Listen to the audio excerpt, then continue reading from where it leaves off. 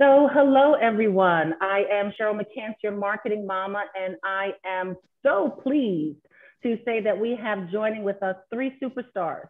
We've got three superstars who are going to share with us some insight and walk us through the past 30 years and the next 30 years as we talk about social justice, as we talk about racial equity or inequality as it exists in our community. So I am joined by author Mike Kelly, and Michael is the author of Color Lines, and he talks about the shooting of a young Black youth in the suburb in New Jersey of Tneck, New Jersey, that took place in April of 1990. And here we also have joining us community activists, community engager, and thought provocateur, Walter. And so Walter Richardson is going to share with us why it's so important that our community is engaged and why it's so important that police officers are listening so that we can have conversation and dialogue that helps move the needle so that the next 30 years can be better than the last 30 years. And then we also have joining us, I'm sure y'all know who he is. I'll call him Tony Little, but you probably know him as D-Moet. Hey. And so we've got D-Moet. Hello, hello, hello. Hey, how you doing? All right, producer extraordinaire. And D-Moet is going to talk to us about how music enables us to journey along this path and how music is able to also help tell the story when sometimes words don't work, sometimes pictures don't help, and sometimes it's just that sound bed that you need in order to help you understand what we're looking to share and to say. So with that, I'm going to ask Mike to give us a little context. Talk to us a little bit about what you've been working on. And it's been almost a marathon. I won't call it a sprint, right? And almost a lifelong marathon. So can you share with us a little bit about Color Lines and what got us here today? Sure.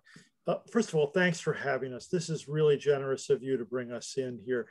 I mean, Tony and myself and Walter have been working with a whole cast of characters on a 5-part podcast called Color Lines, from Phillip to Floyd.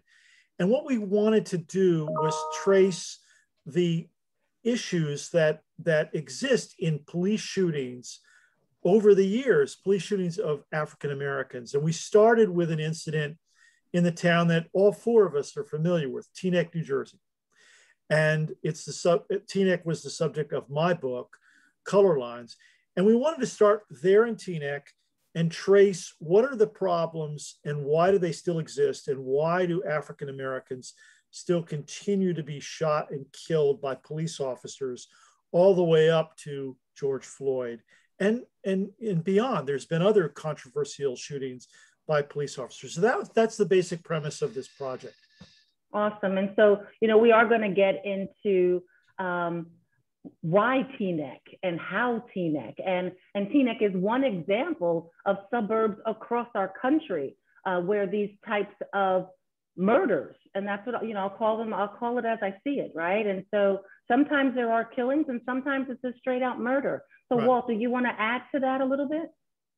Well, I'd like to say that, thank you for having us, of course. Tneck was always considered to be the melting pot.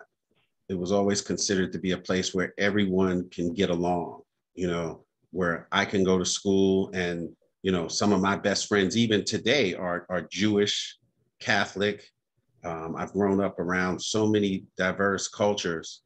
And there was an underbelly there, which was, my friends that they never knew, once I became a teenager, what was going on when I would ride down Tneck Road, right, as far as the police pulling me over and being harassed and things of that nature. If we went to the rink and we were in the parking lot talking, no drugs, no alcohol, the police would come and harass you about moving your car. And that was Bergenfield / Tneck as well. So we wanted to take a look at A, why did this happen in this particular town? And then B, why is it still happening 30 years later? Sure. Right.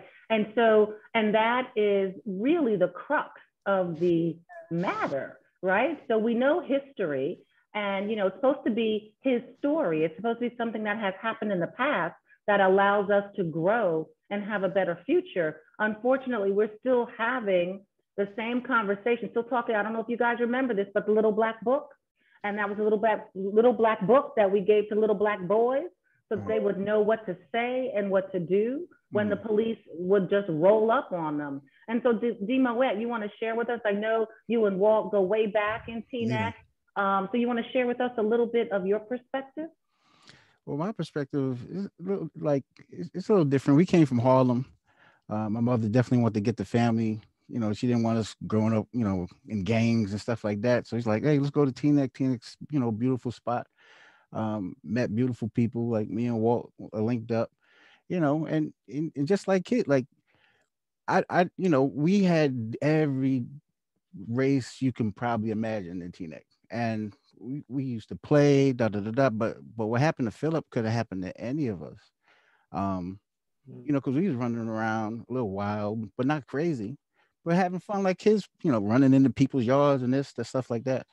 But but the shocker to me was what happened to Phil. Like when that happened, I'm like, in Tneck, like how could that happen? Like why would that happen? So it kind of do everything for a loop, and around this time is like I got signed to Zakia Records. We had a hit record. We was going all different places, but Tneck was always like that home base, not crazy, like okay, boom, and then this happened, like whoa, how could that be? Right. No, absolutely. Yeah. Right. So we're talking about something that took place over 30 years ago. Mike, I know you've been spending years, and I can't even count or imagine to count the hours and the effort and the energy that's gone into not simply writing a book or telling a story, but really uncovering what happened. So do you want to share a little bit about what occurred? And then let's talk about some of the similarities about what is still occurring, and then some suggestions as to how we move forward and get beyond it. Sure, Cheryl, thanks. I mean, let me begin by talking about where I come from. I'm a white guy, and I'm a journalist. And so I was literally at home in my house in Tneck. I never wrote about my town. I mean, I've reported from all over the world, from Cuba, from Africa, from Iraq, Southeast Asia, the Middle East, Northern Ireland. I didn't really write that much about my hometown. And I'm in my house, and it's just picture this scene with my children and my wife. We've just finished dinner. We're watching TV. Phone rings. It's one of my colleagues at the newspaper, the Bergen Record, which is the newspaper here in Northern New Jersey. And she tells me, she says, Mike, the police have shot a black teenager. And I said, what? And she said, yeah, Mike, you need to get on this. I said, okay. So I hung up the phone, and I started, that's how I approached the story.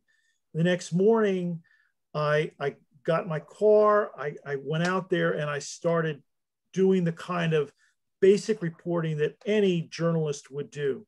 What happened, who did what, what's going on. And what I picked up was an intense anger, particularly among young Black men on the street. And I quite frankly didn't understand this, but I got a sense of it. I mean, I was not naive when it came to covering race. I had covered race before, but this was I thought I knew something about race, but I really didn't. And so I came home, and that night there was a riot in the town, an uprising actually. And if you just picture the scene, Tneck is one of these towns that made a conscious decision in the 1960s to integrate its town. It was the first town in America to voluntarily integrate its schools through busing, okay? But underneath the surface of all of Tneck's good intentions, and there were many good intentions, and it was a very progressive town. It is a progressive town, quite frankly, was a sense that some people were not being treated the way they should be treated. And the people who were being mistreated were Black folks. Right. And it was a real wake-up call on that first night for me to realize this. And I'll tell you how I realized it. I had a Black neighbor and I said, you know, what do you think's going on here? And he said, Mike, you don't get it. And I said, what do you mean I don't get it? He said, the cops have been harassing Black kids for years here. And so began my journey. And that was basically a 5-year journey that led to my book, Color Lines, which was to explore what happened in this idealistic town that caused this shooting to take place, number one, and number two, that people did not know that a large segment of the community was being mistreated. And so, you know, so Mike, so to that point, right? Yeah. So let me just kind of jump in here, right? Sure. So you've got Tneck, and I used to live in Tneck as well. And so Walt and D-Moet, yes. Hearing you speak, Mike, and you say a lot of people did not know, I will challenge you and say a lot of people did know.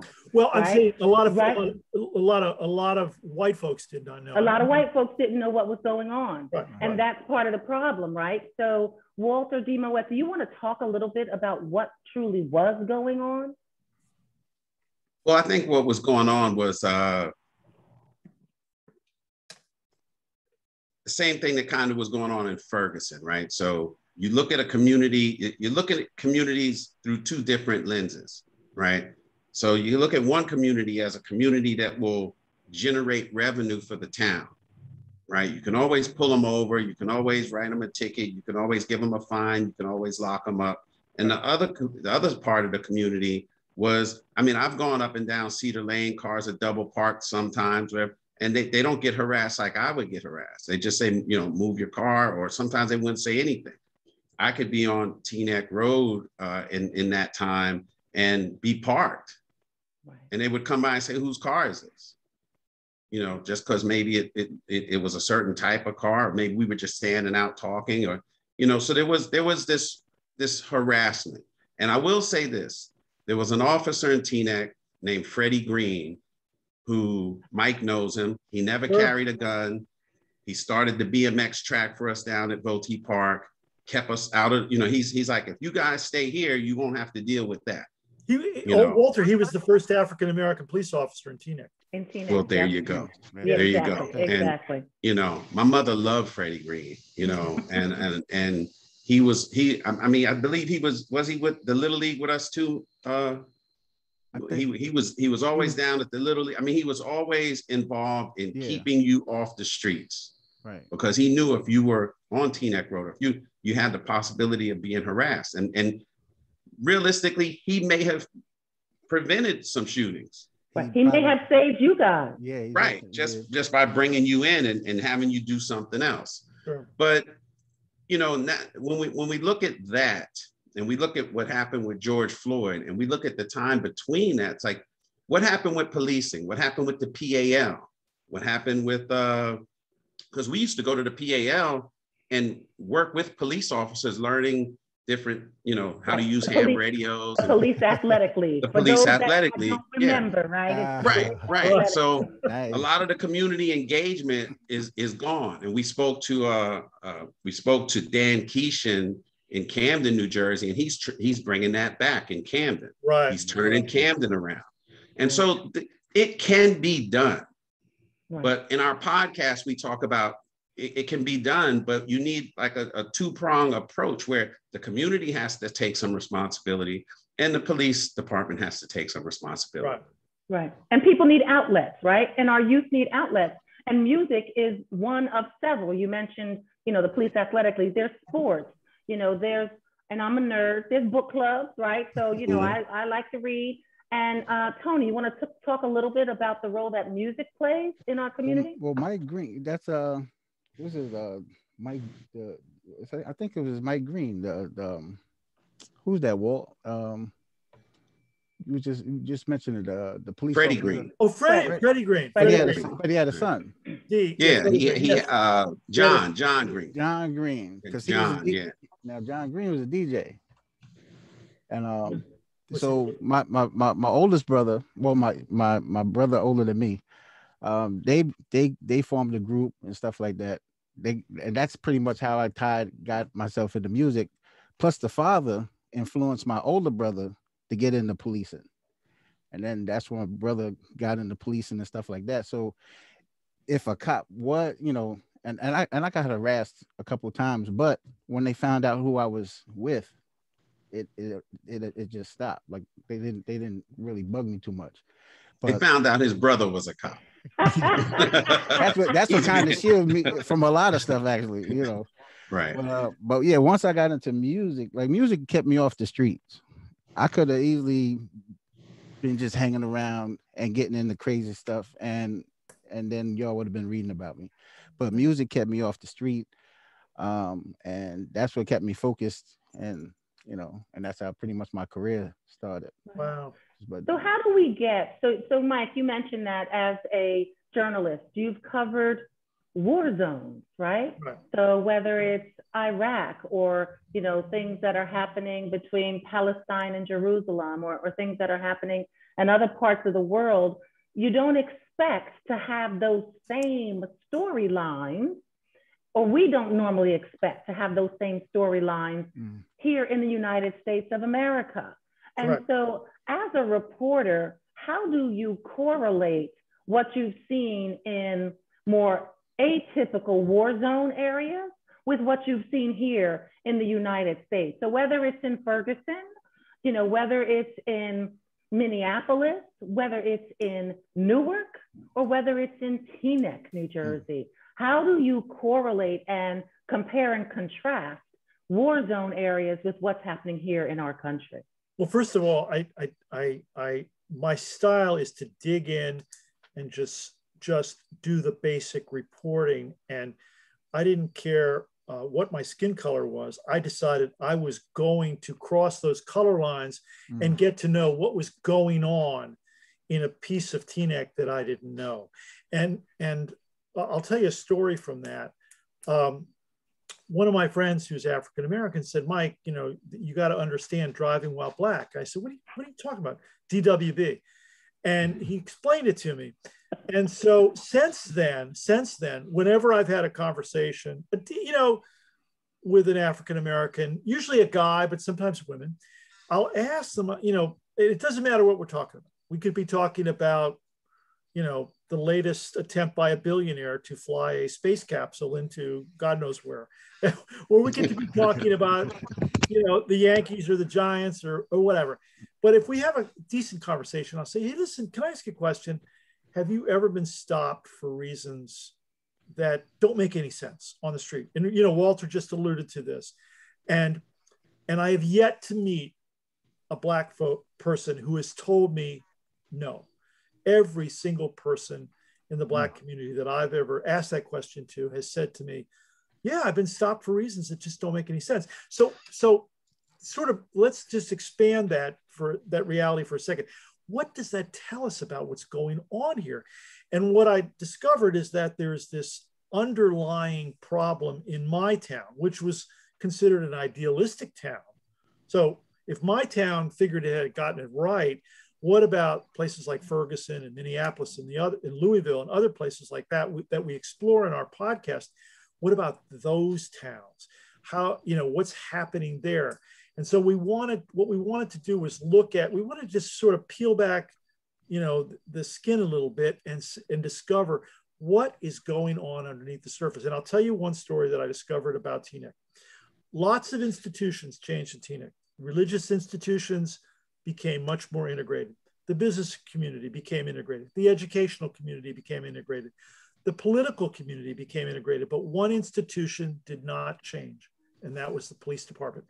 Freddie Green, who was the first black officer in the Tneck Police Department, was really kind of an outlier. He was almost kind of like a renegade. He didn't carry a gun, for example. He didn't, and he was considered almost a weirdo. But the police community in Tneck had not changed.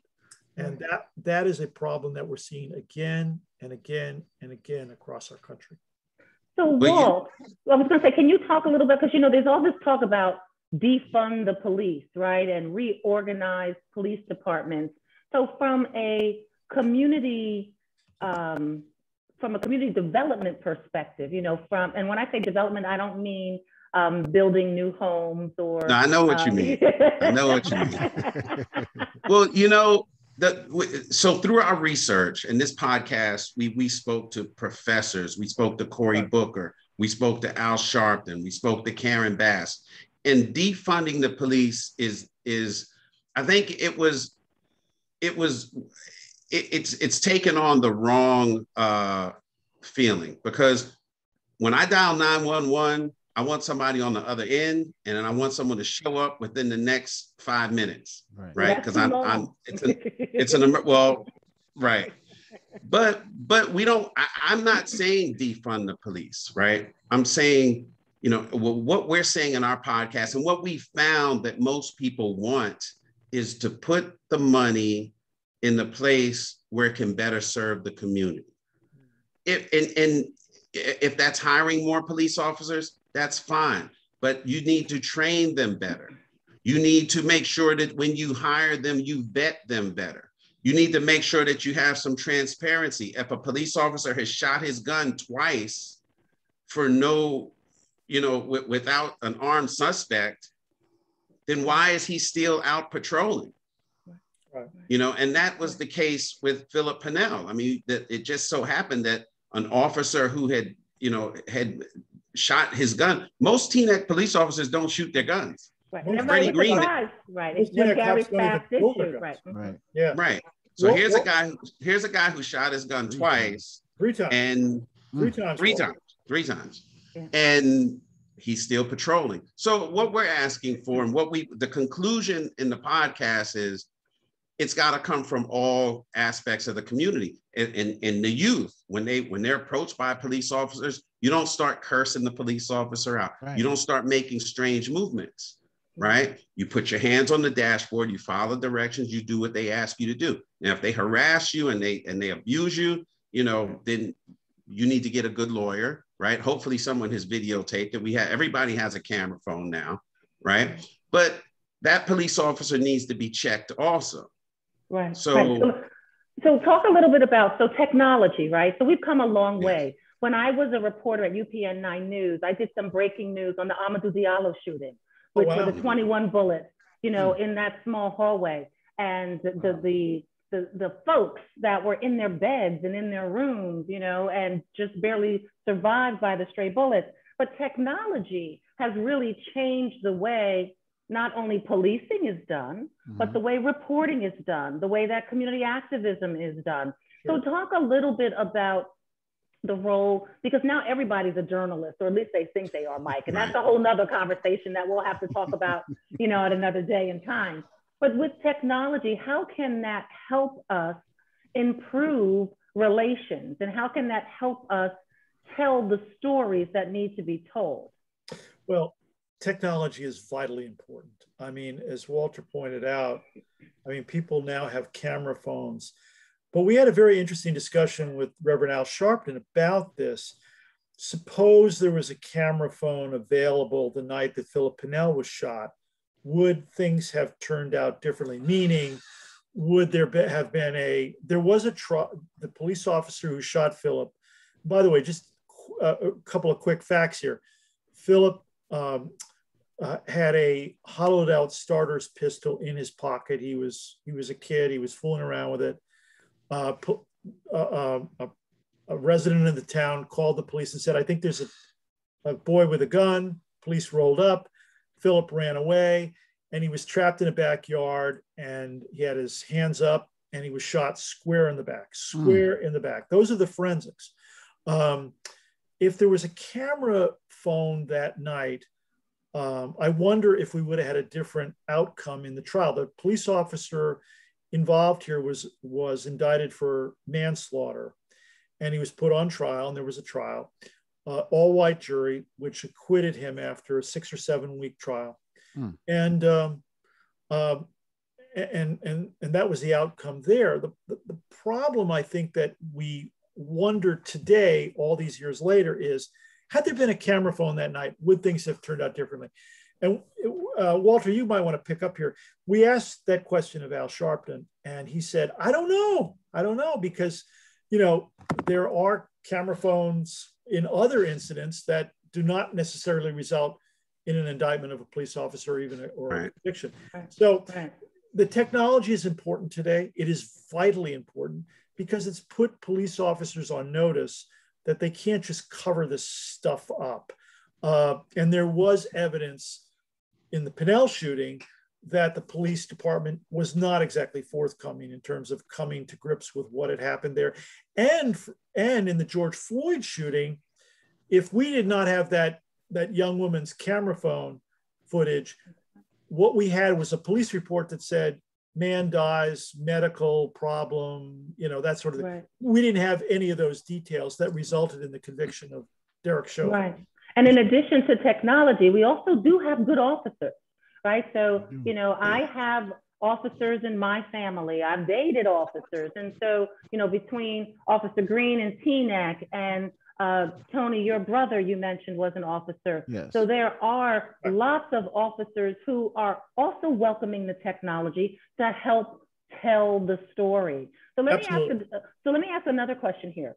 So my firm, Impact Consulting, we do diversity, equity, and inclusion consulting. So what does that mean? That means that we talk about how to be anti-racist and how to have those conversations. And so what I think I'm hearing you say, Walt, and D-Moet and Mike, you guys jump in here as well, is that we're not looking to eliminate our police departments. We're looking to reform as necessary. We're looking to have anti-racist programs and policies at both within police departments and within communities, because there's a lot of bad blood and misnomers and missteps. So what would you all say about how we need to really address diversity, have equitable solutions and inclusive approaches? Any comments on that? Well, I would say in the beginning that when you look at, and this is also part of the podcast, like we covered a lot. So when you talk about income inequality, right? I think a lot of it starts there, right? When you talk about the education system and the average education for African Americans versus whites in America, you put those two things together, and one community is going to have high crime and the other one isn't, right? So when you have that, and then you put a police force out that wasn't heavily vetted, right? Where you just hired a guy who was a high school football player. He didn't make it to college. Maybe he didn't make it pro. He's got a lot of testosterone and some animosity also. So he wants to go out and show everybody that he's the big guy on campus. You put a force like that out into the community, and you have a recipe for disaster. These killings that are happening. That's what's going to happen if you keep doing policing the way you're doing it, if you keep hiring the way you hire, if you keep training the way you train. So that's why the George Floyd Policing Act is something that it has to pass, because we need that, and we need to have it, you know, throughout the whole country. It just can't be in one, like in Camden. We're seeing some good results in Camden, but what about the rest of the state of New Jersey? Right. What about Patterson? You know, my hometown, and Newark, where my office is located.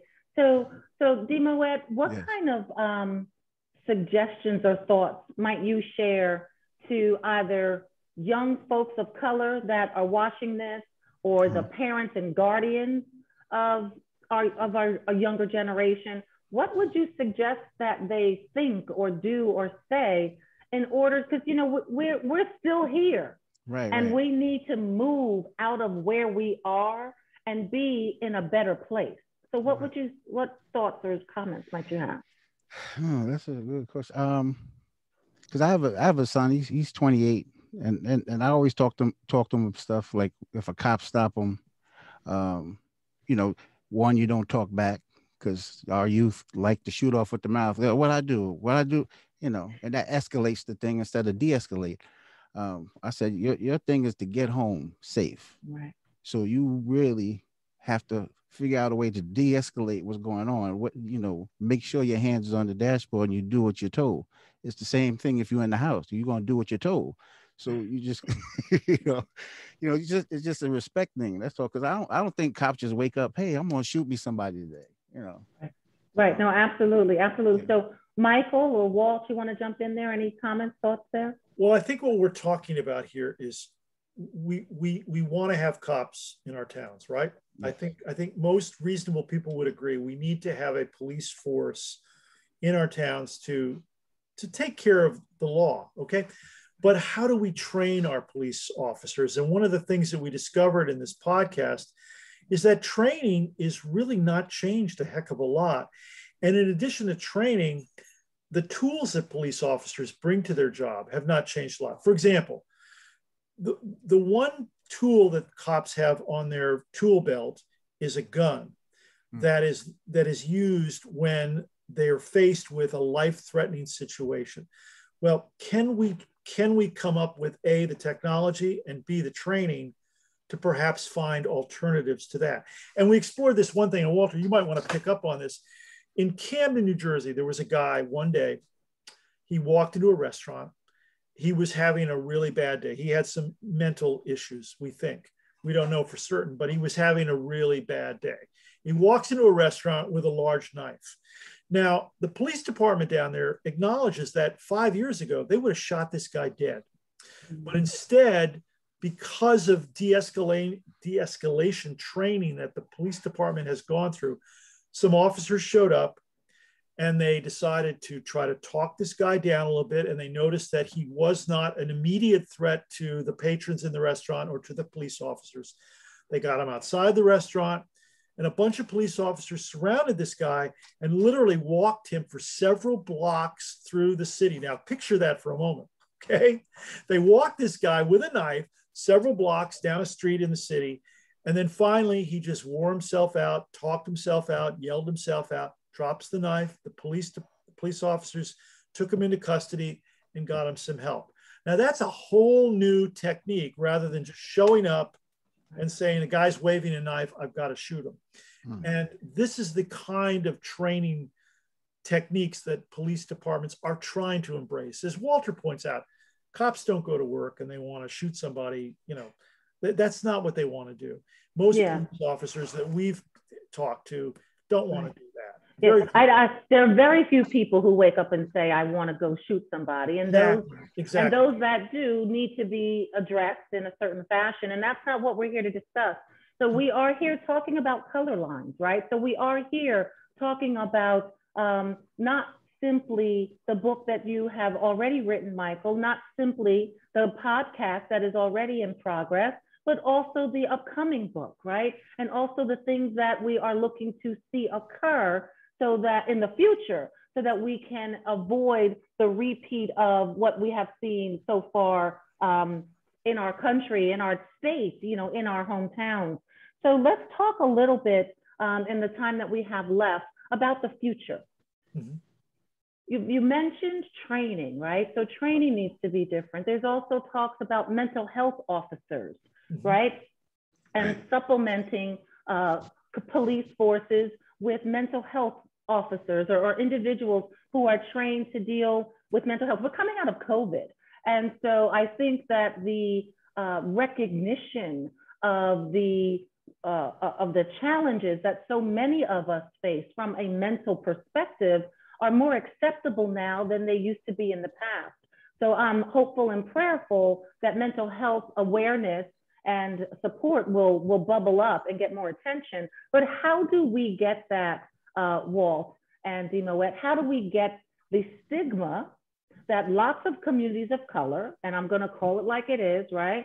Lots of communities of color, don't call me crazy. I'm not crazy. That's just Uncle Jim. That's just Uncle Tony over there. That's just how they are. And we don't really want to acknowledge and accept the fact that we do have relatives, or we ourselves could be suffering from a bipolar disorder. We could be suffering from schizophrenia. We don't want to talk about mental health.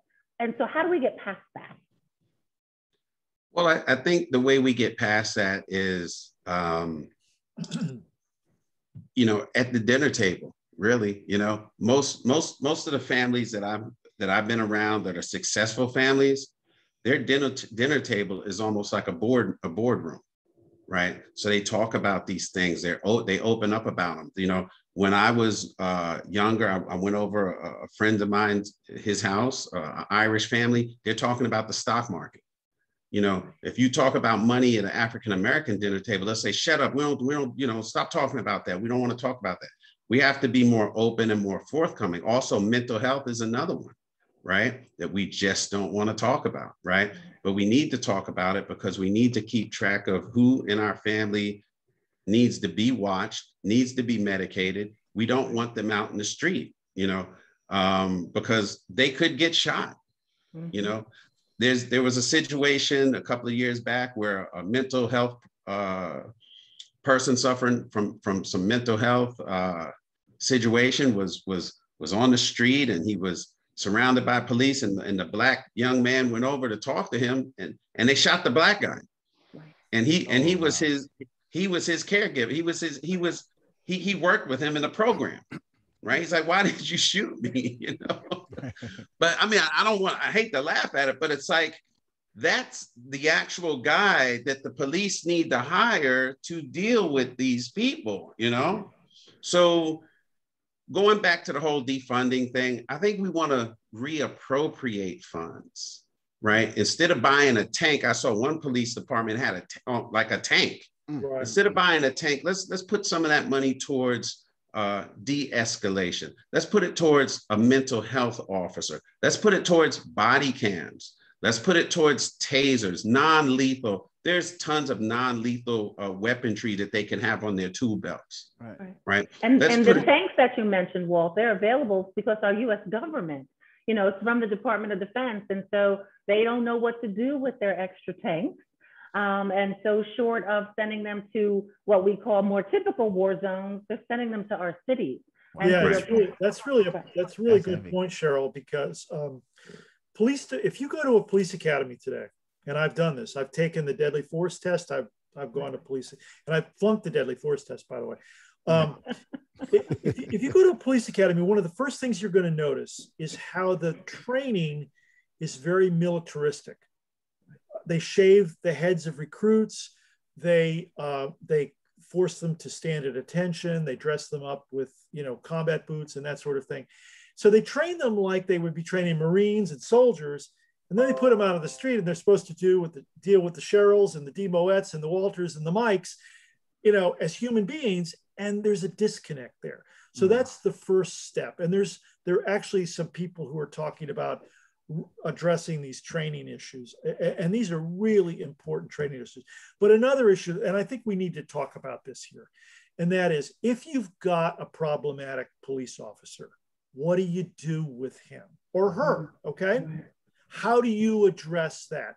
And one of the things that I discovered in my reporting, and we all know this from the George Floyd case in Minneapolis, the cops who were involved in the shooting that took place with Phillip and the police officer who is convicted of murder in the George Floyd case, they had a track record of problems.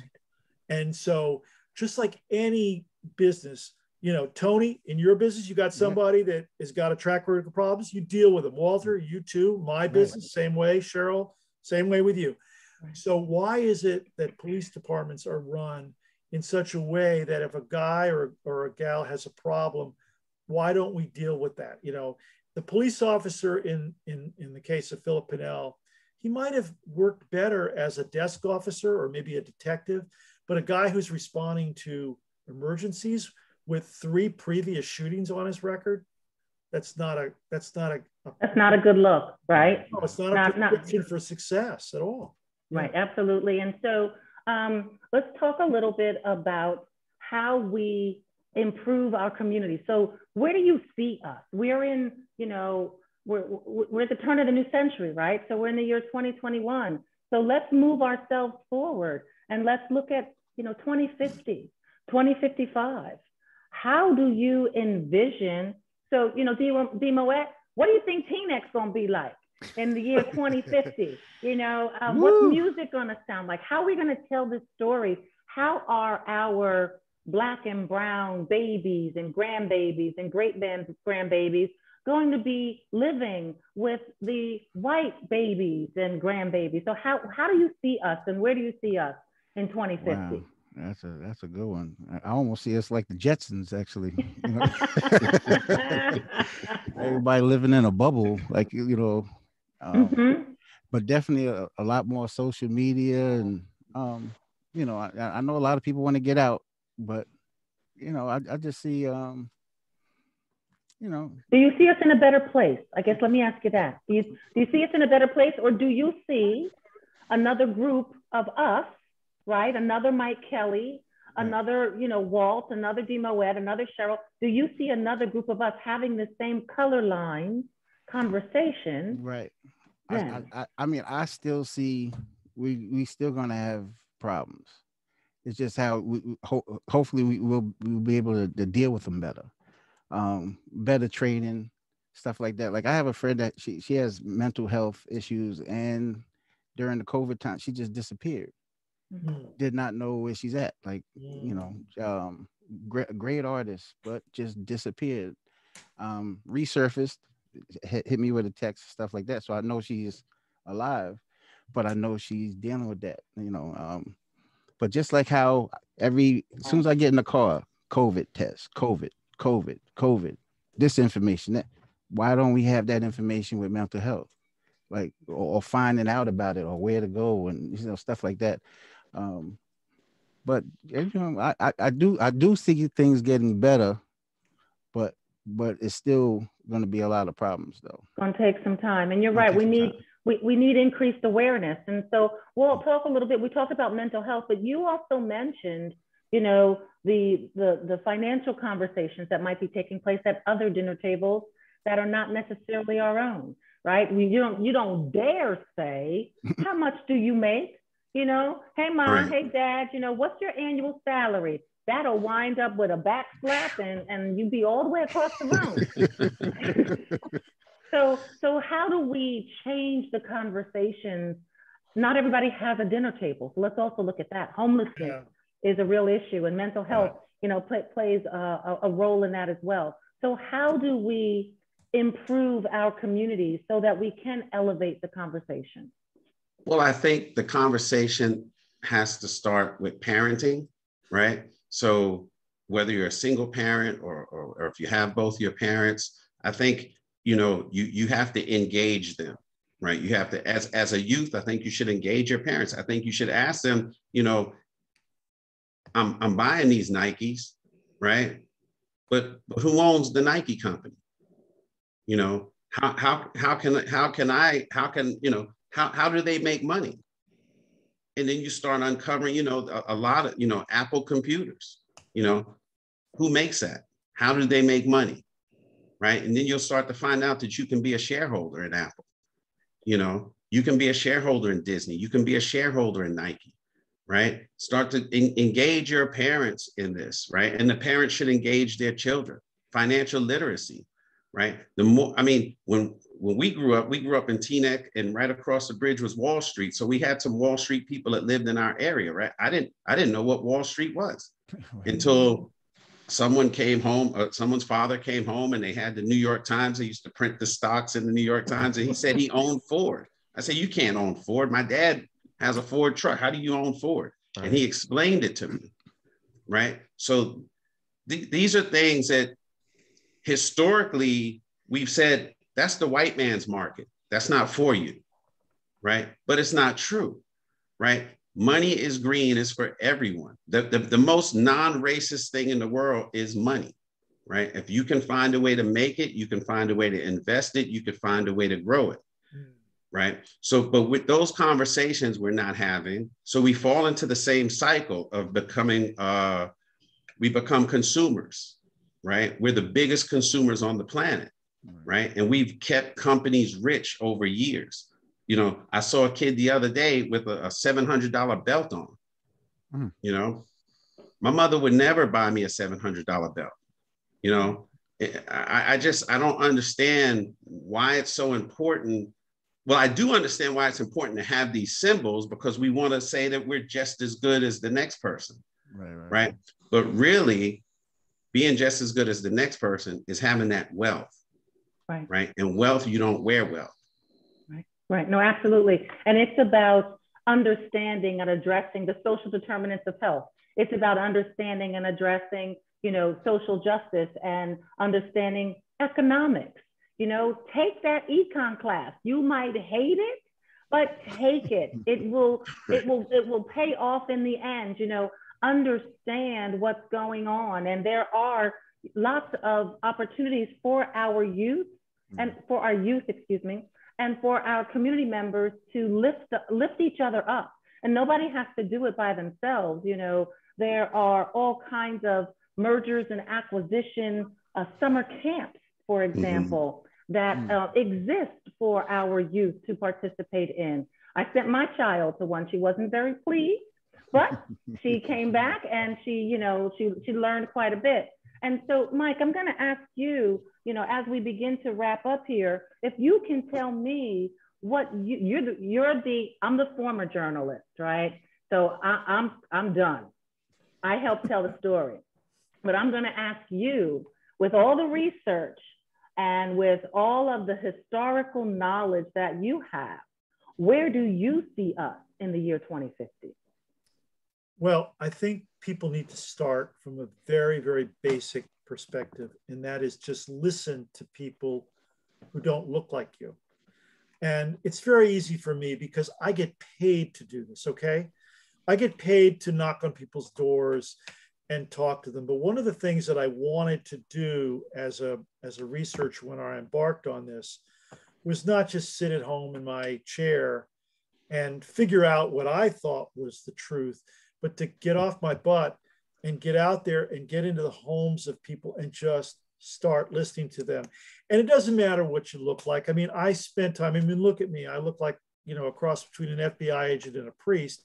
And, I decided I'm going to really spend time with Phillip's gang, so to speak. And I wanted to understand where these kids were coming from. Do I understand everything about their lives? No. But the important thing is to get out there and just listen, because people have stories to tell. And in particular, they have stories to tell about what's going on. And the same is true with cops. When we talk about police officers, so often these cops just don't get out of their cars and start talking to people. And in Camden, New Jersey, and Camden is not the most perfect place in the world. It was once the most violent city in America, but they're trying to change things there. And one of the things they're doing is something very simple. They're ordering police officers to get out of your car and talk to people. Don't write tickets. Don't write tickets. Don't tell the kids to get off the corner. Don't tell somebody to turn the music down. Just get out of your car and talk to people.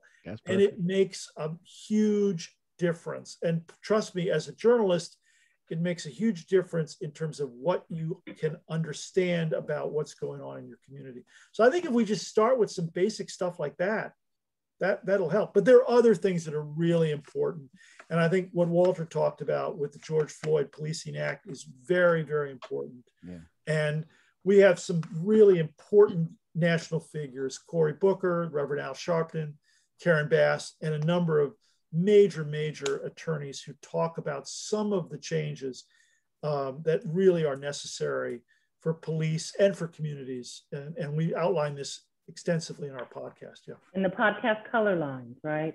So let me just also remind everyone, we are having a conversation here talking about color lines with Tony D-Moet, infamous producer, with Walter Richardson, co-founder of Upward Media, with Michael Kelly, author of Color Lines. I'm Cheryl McCants, your marketing mama from Impact Consulting Enterprises. And we're here to address the need for us to listen, and then to connect with one another so that we can avoid the Pinnell incidences again, so that we can avoid the Floyd incidences again, so that we can avoid all of the killing, the unnecessary killing of our children, of our fathers, of our sisters, of our mothers, of our brothers, of our people. And so I invite everyone to think about what it is that you can do to make a difference, so that when we have this conversation, because we're all going to be around in another 30 years, so we're going to come back 30 years from now. So. And yeah, I'm claiming it. I am claiming it right here, right now. And so when we come back in the year 2050 and we talk about what the color line looks like, we will hopefully have a different conversation on that podcast. So I want to thank you all for joining me this evening. I want to thank everybody there who is watching and listening. Look up Color Lines Podcast. You'll find it wherever you find your local podcast. Also look for me, your marketing mama, the podcast as well. Listen to Tony's music, follow Walt's guidance, and we're here to make this world a better place. So I thank you. Thank you. Thank you so much, Cheryl. Thanks, Tony. Thanks, Walter. Yes, thank y'all.